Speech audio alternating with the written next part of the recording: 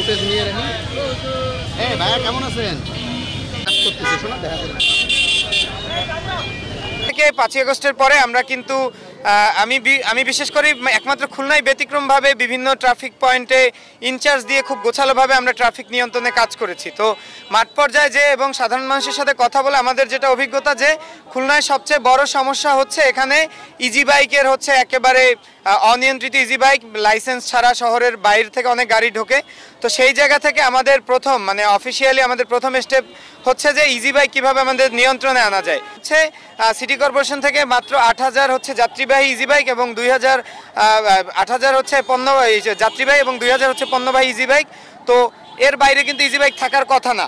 কিন্তু এখন যদি নতুন করে পার্ট টাইম একটা ব্যবস্থা করা যায় যে ট্রাফিক বিভাগে কিন্তু একটা সংকট আছে তাদের জনবলের, তো সে জায়গা থেকে যদি পার্ট টাইম এই যে সাধারণ শিক্ষার্থী বা সচেতন যারা আছে ট্রাফিক নিয়ে কাজ করতে চায় তাদের জন্য যদি একটা ব্যবস্থা করা যায় এটা অবশ্যই ভালো হয়।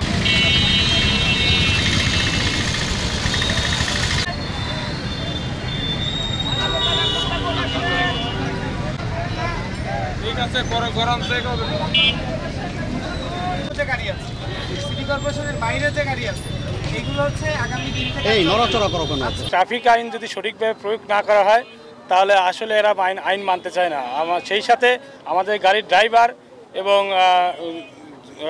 যারা যাত্রী সাধারণ আছে তাদেরকে অবশ্যই আইনের প্রতি শ্রদ্ধাশীল দেখাতে হবে এবং যেটা আইন প্রয়োগ করা হয় সেখানে যাতে কোনো সাধারণ জনগণ বা যাত্রী যাতে আমাদের কাজে কোনো বাধা সৃষ্টি না করতে পারে সেই হিসাবে যারা যাত্রী থাকবে তাদের প্রতি আমাদের বিশেষ অনুরোধ রইল।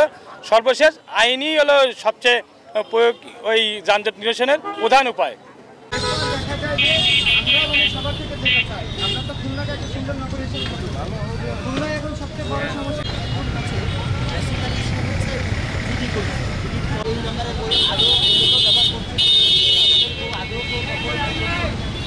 আমাদের গত 2 মাসের বিশৃঙ্খলার কারণে আমাদের অভিযানে অনেক রকম নানাবিধ সমস্যার কারণে আমরা করতে পারি নাই।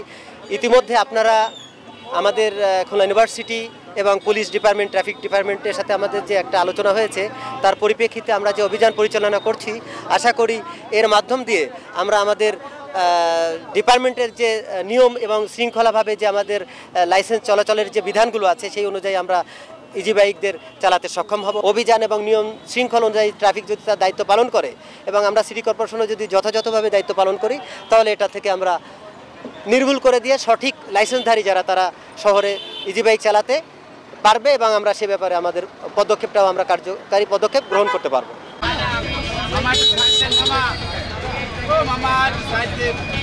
গাবি গরু কেন গাবি গরু পিলখানায় যাবে কেন ভাই? গাবি গরু পিলখানায় যাবে।